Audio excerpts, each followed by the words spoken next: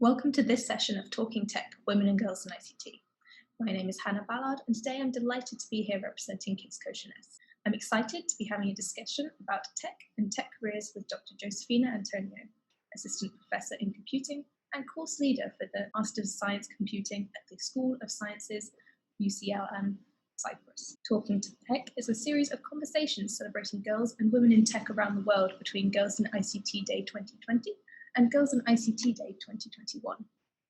Girls in ICT Day is marked on the fourth Thursday of each April. For this year, it will be on the 22nd. Girls in ICT Day strives to create a global environment that empowers and encourages girls and young women to consider studies and careers in the growing field of information and communication technologies. The Talking Tech series is brought to you by the ITU, UNICC, and the Office of the UN Secretary General's Envoy on Youth, and is in support of Equals, the Global Partnership for Gender Equality in the Digital Age. The goals of this series are to interest and inspire girls and younger women with information about the range of ICT careers that exist, bring before role model women from tech to a broader audience to share information about their career journeys and work, to offer diverse examples of how ICT is being used to support the achievement of the Sustainable Development Goals and other UN goals, showcase initiatives that are working with girls to support them in ICT studies or future ICT careers, and to provide girls and young women in tech with a leadership opportunity to represent and promote a girls in tech organisation with which they are involved, and promote it to a broader international audience. To kick this session off, I want to tell you a bit about Kids Co Jeunesse. We're a bilingual Canadian charity that's determined to give every Canadian child access to digital skills education with a special focus on girls and underserved communities. We encourage inclusive and sustainable learning by teaching kids and teens, along with the educators who play a critical role in their development. We're making sure kids have the confidence and creative tools they need to build a better future, and that all young people know about the opportunities that technology can offer them. As the communications and PR coordinator, I get to spend my time telling stories about the work we do and try to spread it to the people who need to hear about it the most, especially girls or other groups who are underrepresented in this industry.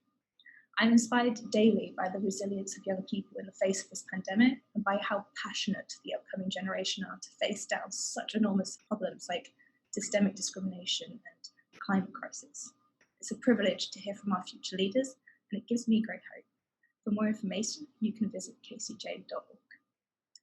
Education is one of our greatest tools to empower citizens of all ages to understand the technology that's shaping the way our world works. So I'm thrilled to now kick off this conversation with Dr. Josephina Antoniou, who's an incredible educator working in that very intersection of technology and societal impact.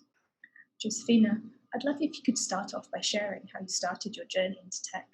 Hi, Hannah, and I'm very happy to be here, and I'm very happy to meet you. So I was not planning to go into technology at all from the beginning. I was just curious about it, so I just started attending classes, and I was inspired to just continue by my professors, by the technology itself.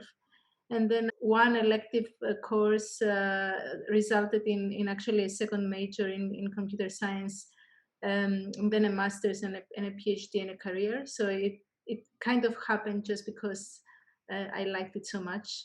But the interesting thing was that in my class, I was actually the only girl who graduated from my cohort.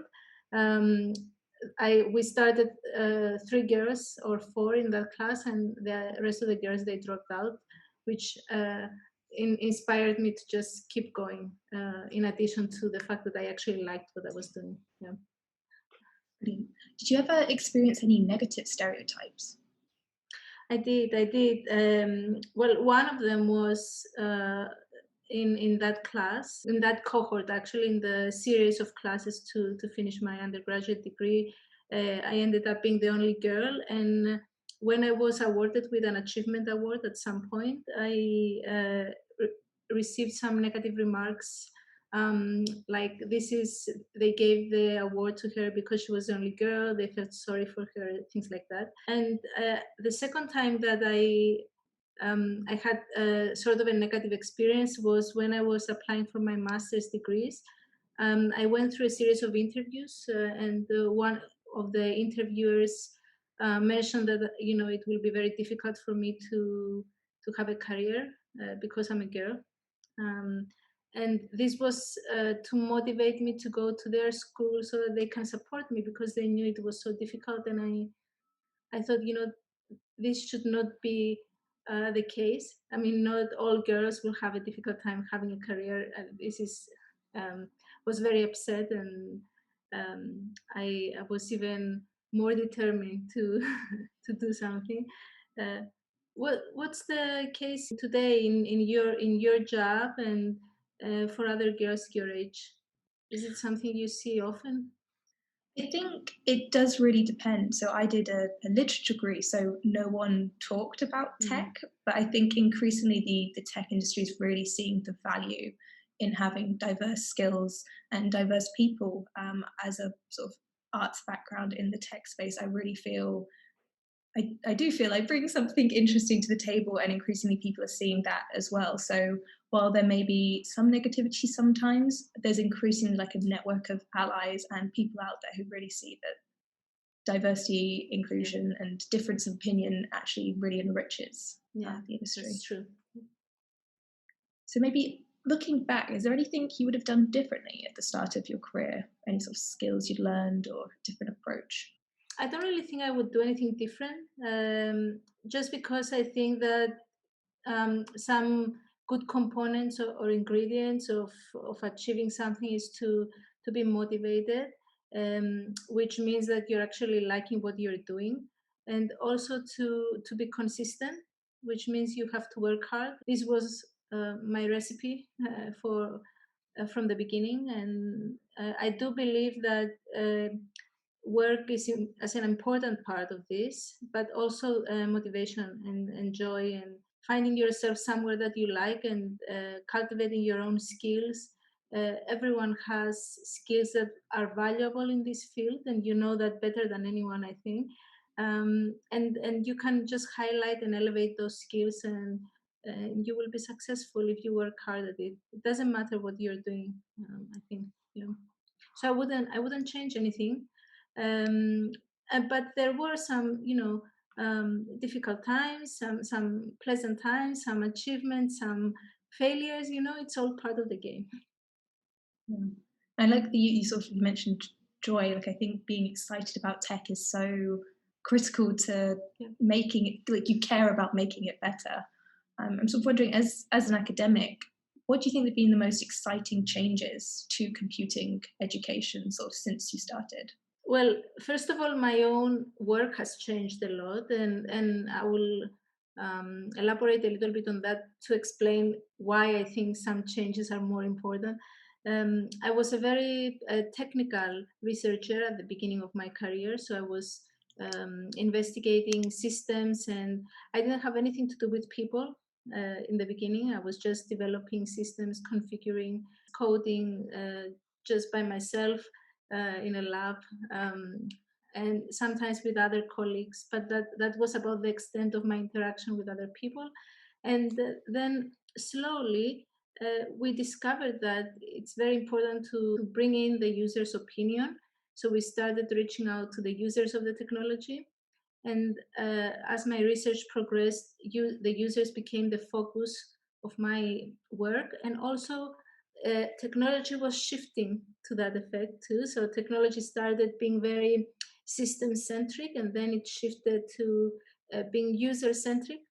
And we sort of followed, or maybe we even motivated, the researchers that were doing this work. uh, the users were very important, the humans were very important. Now the involvement of the human in technology is the core thing. And the users are the producers of the content. Sometimes they share the content, they have opinions about it, so their opinion counts. And a lot of research areas evolved to include the user, or to have the user as the lead, to inspire the change. So I think the most important thing is the shift of paradigm towards the user and the human, and that's why I love the work that I'm doing now with ethics and human rights. Awesome. Yeah, that segues really nicely to the next question I had. Your work really now is about like the social impact of Yeah. technological advances, and I enjoyed sort of skim reading through your recent paper on the relationship between emerging technologies and sort of the UN Sustainable Development Goals. So that's the 17 goals to achieve a fair and just future for people and planet. Why do you think the SDGs are sort of important to think about in the context of emerging technologies? Yeah. Well, first of all, I think it's important to work towards a future that um, will bring health, joy, sustainability to societies, so that everyone is equal. So the motto is, to um, make changes so that everyone has equal opportunity and that everyone enjoys sort of the same quality of life, the best that we can give. And all of these goals, they have to do with improving society, improving the environment, um, and uh, the SDGs are very important for that.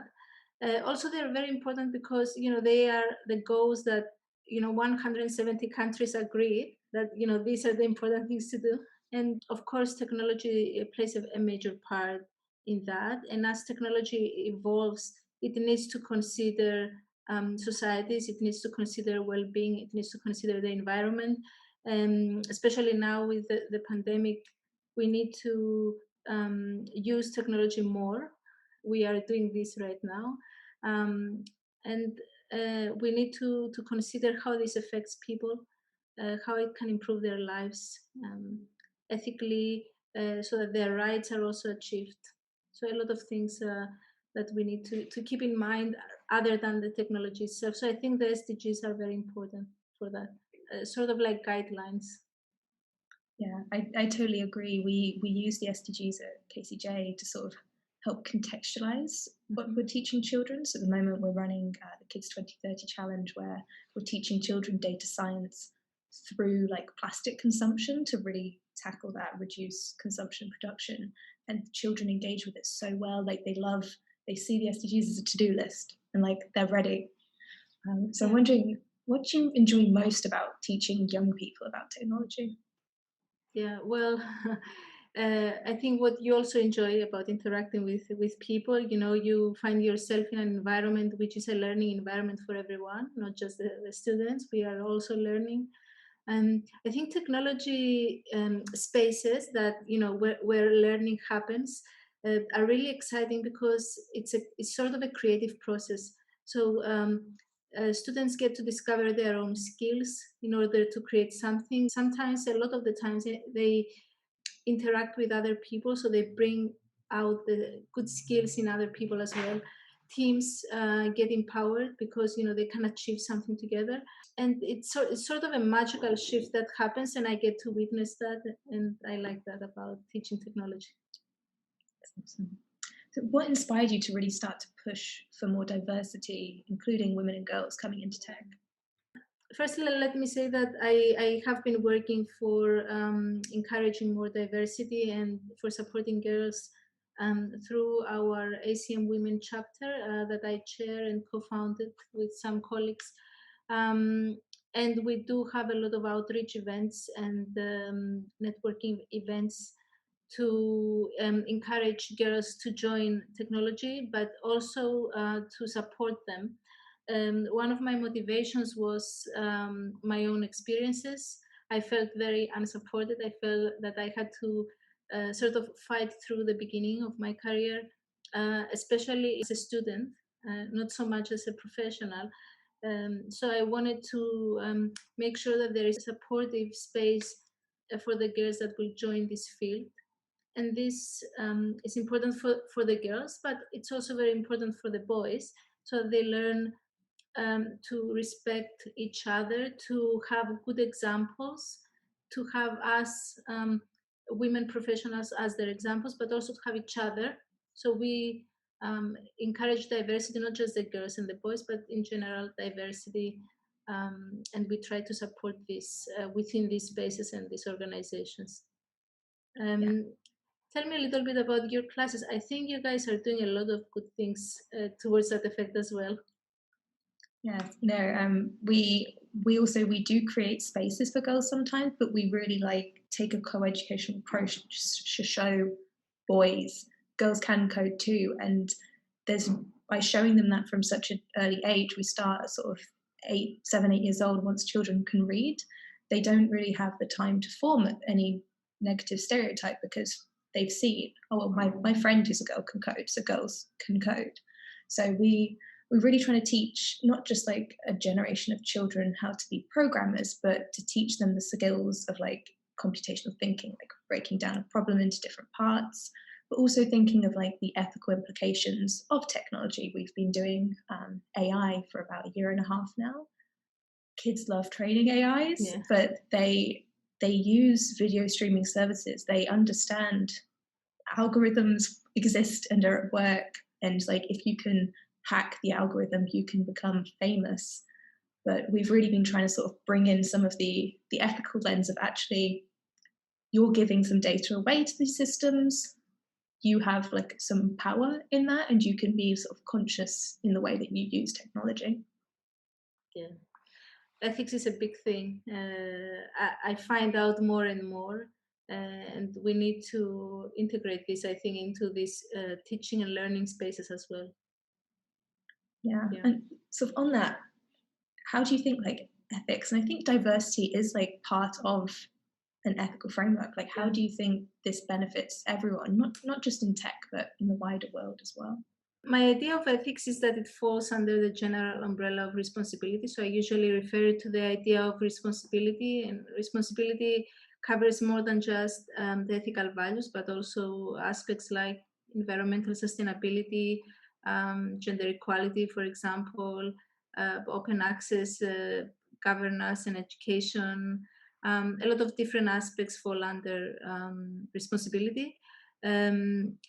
But the ethics itself, for me, it means privacy, private data, ensuring personal data, ensuring that there isn't any bias in the data, freedom, dignity, transparency, these sort of values. So all of these values and all the different dimensions under our responsibility umbrella are very important for society in general. And as technology integrates into society, we need to consider this for technology as well. And how we do that is we look into the design of technology if we can, and the development. So if we catch this at the beginning, we can look into those. And if we cannot, we can see how we can use technology, so we can sort of divide break down our use of technology in operations or by users, and make sure that we integrate these ethical aspects. And I would say that for me, we need to consider two main aspects. The one is the intrusiveness of the technology, so how intrusive it is to the individual users, and the other is the impact on the wider audience. So how many people it affects. Some technologies affect more people, but some technologies that don't affect a lot of people are more intrusive. So we need to consider both.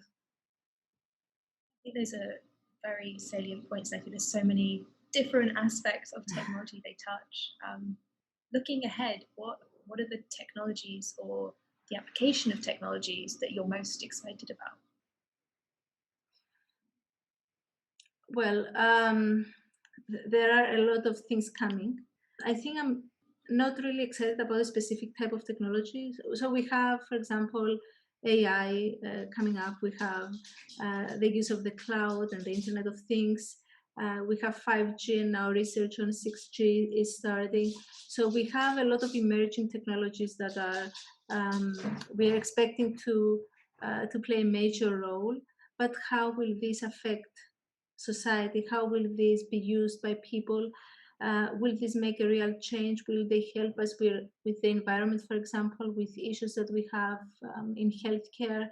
And this is what excites me, because people are now starting to ask these same questions and to investigate this, to create policies about this, to safeguard the ethics.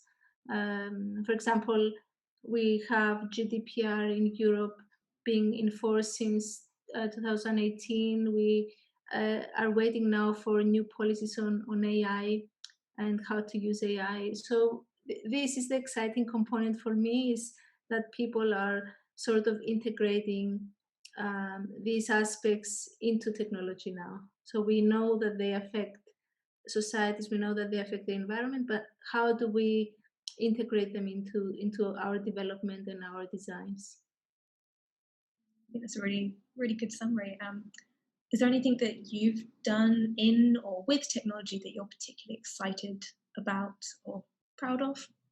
I think of the actual work that I'm doing with technology. So I have done a lot of work, for example, on modeling how the user interacts with technology and how decisions should be made and how we consider responsibility with technology and how these are then implemented in technology. And this is, for me, the actual research work is very important. But also, I'm really proud of actual these organizations that support girls, the events that we manage to create and to keep as annual events so that people can engage and um, learn and teach each other, and for everyone to feel welcome in this field. And I feel that at least on a national level, that the computer scene, the computer society has changed, has become more open, and not just because of me, but I think these activities and networking has played a very significant role. I like that. And I think it's something interesting about the pandemic in that because events are now online, people can just listen in and people can lurk. And so once when I went to AI conferences, I'd get a bathroom to myself. Now you go into a virtual event and I think it's a bit more diverse because there's not the same social pressure. So that's something that I'm sort of excited about. Yeah. Sometimes we need to sort of disappear. So this gives us the opportunity to sort of disappear in the background, to investigate. This also reminds me of how I started, because I was sort of sneaking in computer classes just because I was curious.